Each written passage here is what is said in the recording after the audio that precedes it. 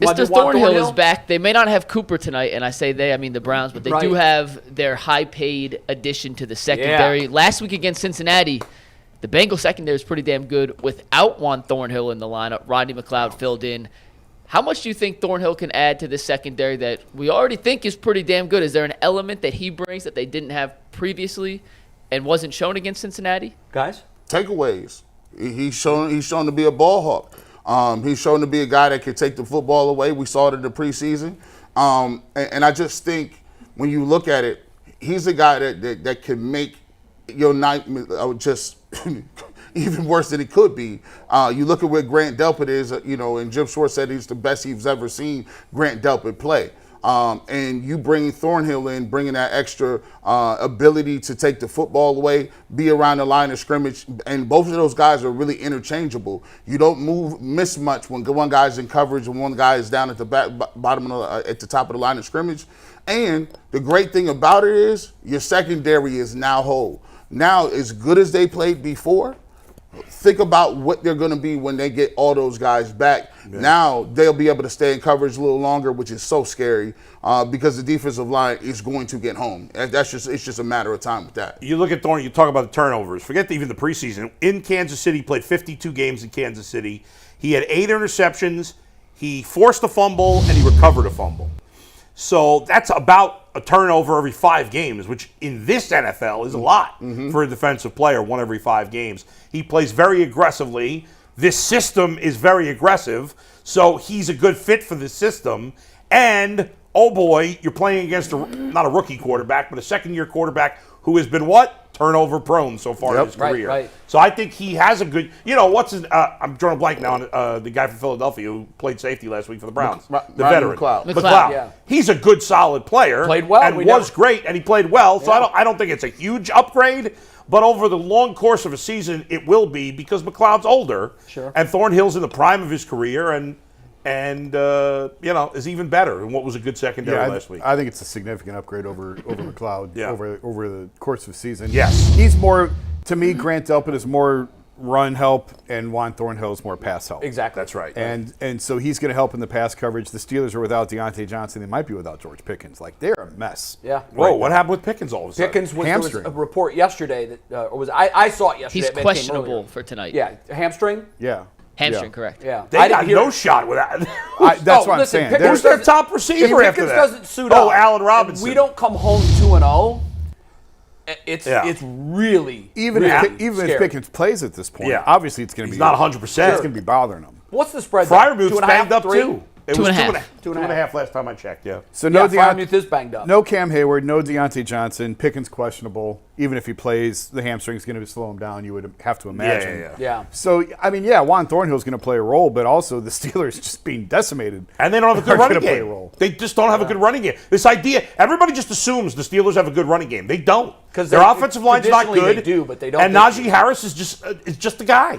Yeah. He's just a guy back there. He's not special. I think what he brings to this team that might have been missing, it's just that it's the winning edge, the winning attitude.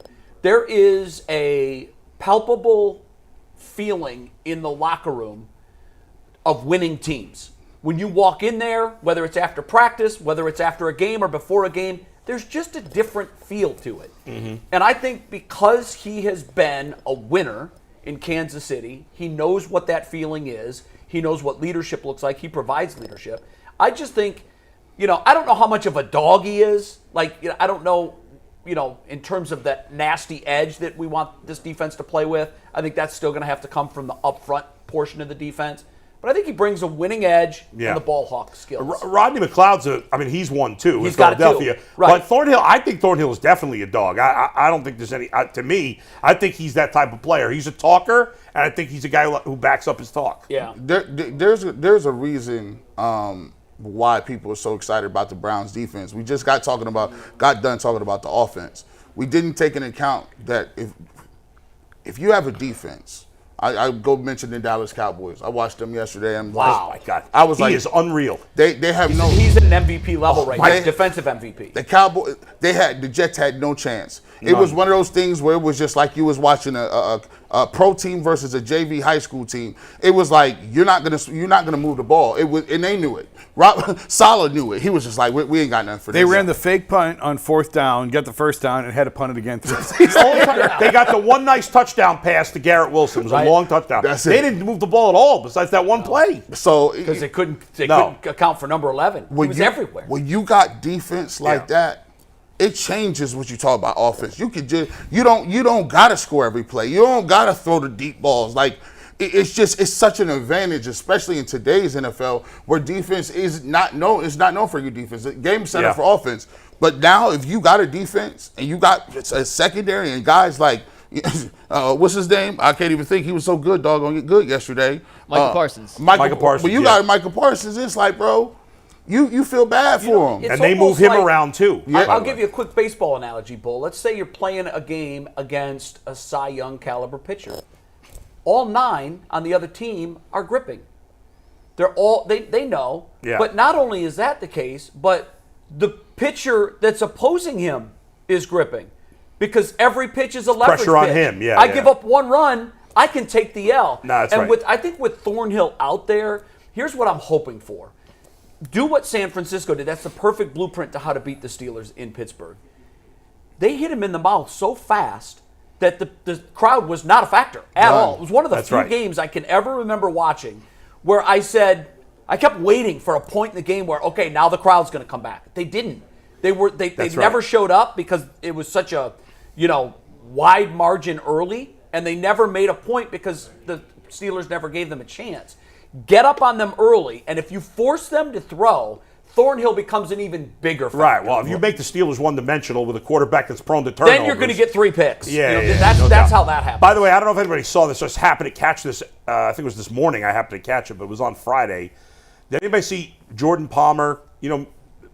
He played in the NFL. He was Carson Palmer's brother. Yeah. Yep. He's a quarterback. I saw that. You saw that. He was on Colin Cowherd. I'm not a big Colin Cowherd fan, but I saw the clip. Jordan Palmer was on, and Colin Cowherd was asking about why Joe Burrow struggled last week. And he said, well, the weather and the injury. But he goes, I'm telling you something.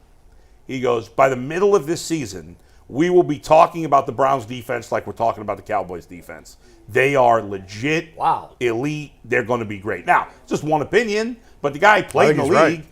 He coaches quarterbacks. I mean, he's got a feel for what's Is there going any on. reason of concern for the injury? We saw him using the Theragun on his calf. Oh, and you're then talking about for Burrow? For Joe Burrow. Yeah, I mean, I think it's a big deal. I think it's a very big deal. He had a setback on the injury. It's going Yeah. to be a problem the whole season. And that's one of those injuries. Yeah. It's almost like a And I don't hamstring.